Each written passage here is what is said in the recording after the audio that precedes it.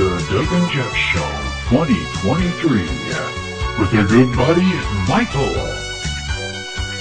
Yeah, today's episode. 6 weird sightings of UFOs. Hello, Doug. How you doing, man? Hey, Jeff, I'm doing great, buddy. Trying to keep warm. Yeah. It's supposed to be 86 today. 86. Yesterday it was 48. 48. Today it's 86. Well, I suppose you got the memo about the network wants us to do a special edition of Doug and Jeff because they were getting so many cards and letters from viewers saying, hey, where's Doug and Jeff? So today we're going to be doing a short version of the Doug and Jeff show. And it's going to be about aliens and UFOs. Everyone likes that. Wow, my favorite topic because, they're so mysterious, Jeff. Yeah, they are. Yeah, They come out of nowhere. Well, they come from the sky, yeah. Who is it? Yeah. First story up is from 1897. That was the first sighting of a UFO here in America. It was a cigar-shaped UFO, supposedly crashed into a windmill in Aurora, Texas. Wow, man. Yeah. Look at that. That is something. Yeah, In fact, Jeff, I think I have a video. Here it is, real quick. Right, let's see, yeah.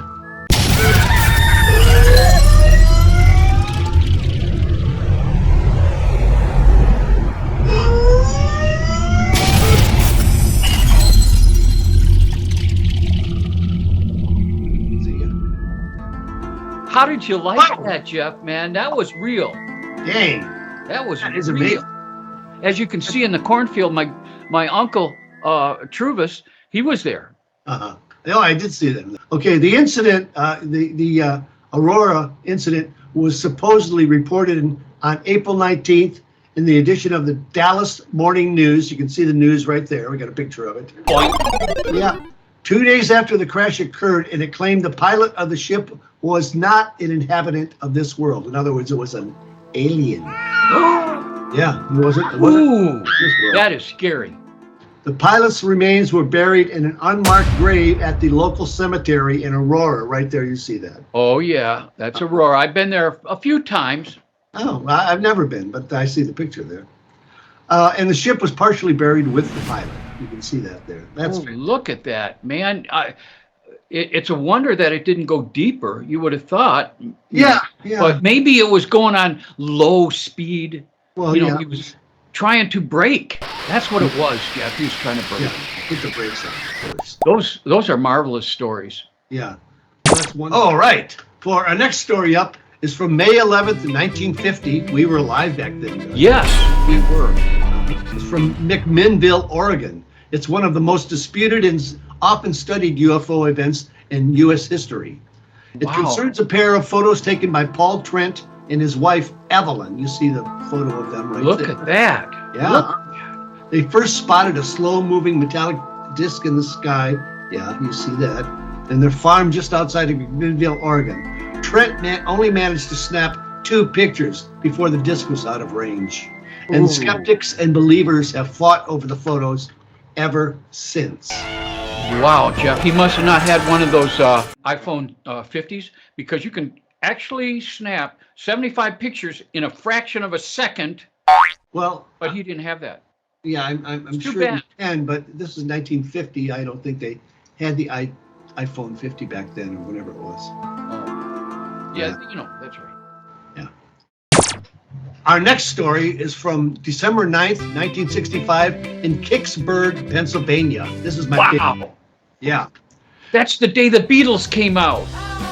Oh, you know what? You're right. No, they came out in 64, but they were around then. Yeah. So they might have something to do with it. And anyway, in 65, a giant space acorn landed in the woods outside Kicksburg, Pennsylvania. At least that's what the town members and volunteer firefighters who found the craft said. The alien craft was supposedly the size of a car and covered in writing that resembled Egyptian hieroglyphics. Wow, that is mysterious, man. That is so mysterious. Locals claim that the U.S. military rolled in, secured the perimeter, kicked civilians out, and took something away on a flatbed truck. They took this acorn nut away. on a truck. Well, the military publicly denies having found anything in the woods that day. But a local newspaper that said that the story was true, confirming the was true. sighting and landing of a UFO. But the next edition, the paper claimed the exact opposite, that nothing had been found. Ooh, Man, that's a cover-up. That's a government cover-up. you bet your boots it is. Yep. Military. Yep. Oh, High officials were in on that one, man. You can't fool Doug and Jeff, man. No, absolutely not. Now, the thing that's mysterious is what they later found out What? after they opened this acorn is that the planet that this acorn came from was a planet of giant squirrels. Oh, that's Yeah. Now yes, that's a fact. That kind of makes sense, though, doesn't it? The acorn, the I squirrel. know. Whoa, that was amazing, that one. But Man. this next one is even better, I think. It's from March 1983. A fever of sorts overtook the Hudson Valley area in the mid-'80s with over 5,000 people reporting UFO sightings. That's between 1982 and 1986, Jeff, that those 5,000 people reported it, mostly from LA. That's true. Yes, you're absolutely right. Did you hear that? Is that an alien? That was an alien saying, stop this talk about them because they don't want anybody to know. It all came to a head on March 24th when there was these 5,000 people they all saw the same thing, this Martian, flying V thing. It turned into a V. It was like YM, and then there was C in there. They took particular interest in our nuclear reactors and bodies of water. Wow, man. Maybe there was Nuclear water, that makes nuclear water. That's the only result of that.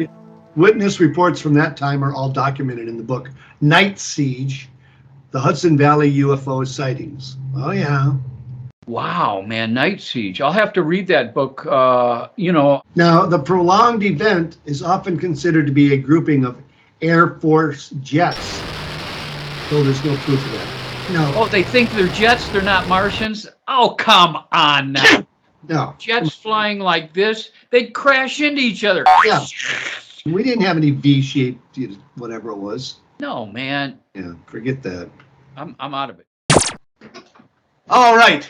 And our next one is from 1997 in Phoenix, Arizona. It's called the Phoenix Lights.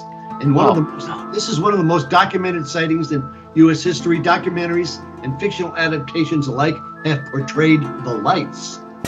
Well, Jeff, is this another one of those V-shaped formations? Well, how did you know that? Well, I'll bet. The V-shaped lights formation that reportedly blocked out the stars and was seen by hundreds. The lights are often seen as being connected to similar events in, the Hudson Valley. well, yeah, we just got done talking about it, Jeff. Yeah, right. The Phoenix light deniers tend to settle on the explanation that the lights were either flares or military things. Oh,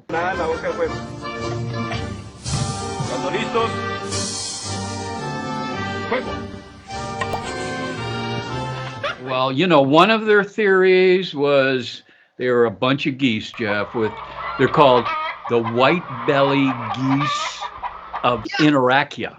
Because they fly in a V formation. They don't do, Jeff. And the yeah. moon will cause them to reflect down, looking like off their feathers, legal right? aliens. Right. Boy, that's a good get. We got to write a book. You know that. So remember that. Write that down, Doug. We're good. Yeah, I already have, Jeff. All right. Okay, folks. Our next one is the Stevensville Lights in Stevensville, Texas. Another Texas one. Yeah, they seem to congregate there. They're in Arizona too. They maybe like the desert. Around that. Early 2008, flashing orbs of light, red as fireballs, zipped through the air above Texas. Wow, man! They zipped through it. Then, instead of the red orbs, there were 9 flashing lights. How high were they? Maybe. Well, geez, Jeff, they were like 3,000 feet up in that Yes. air, man. You're right. Huh? I You're just right. made That's that the- up. Yeah. Wow, okay.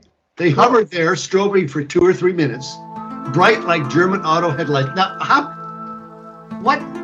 German auto headlights? Why German headlights? Maybe they're different. You know, Well- they might have a different indentation that causes orbs. Well, yeah, it could. Yeah. Then they shot off at blazing speeds. Boom, just like that. You Just know? like that. Oh, get this. And at first, the local Air Force bases denied having crafts flying in the area at the time. Oh, of course. Yeah. Of course they did. Mhm. No, many witnesses seeing military aircraft chasing after the lights. Oh, they Can't didn't do tell that. you that, though. They didn't tell you that. No, Uh-uh. no, of course not. They don't want to keep that under wraps. Then on January 23rd, it changed its tune, saying it had been conducting training flights in the Stevenson area that involved 10 fighter jets at the time. Yeah. We wanted to chase a Martian through the sky Yeah, as our training. right. Is that what they're trying to tell us? Well, something like that. They just want to take our minds off of the aliens, and The real deal. Yeah. Yeah. Oh, they boy. want to say that there's a new store opening, a new. Yeah.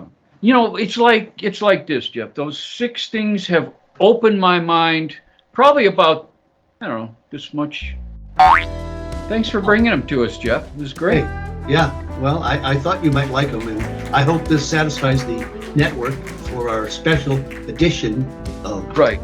Yeah, we have a special. Michael wanted to be here. He couldn't, but I this next video you're about to see shows you where Mike is. He'll be back with us when we talk some more interesting stuff. But watch this video, and hey, we're gonna see you on the next Doug and Jeff Special edition. special edition. So now that we've been, maybe Michael was captured by some aliens. No. That No, he wasn't.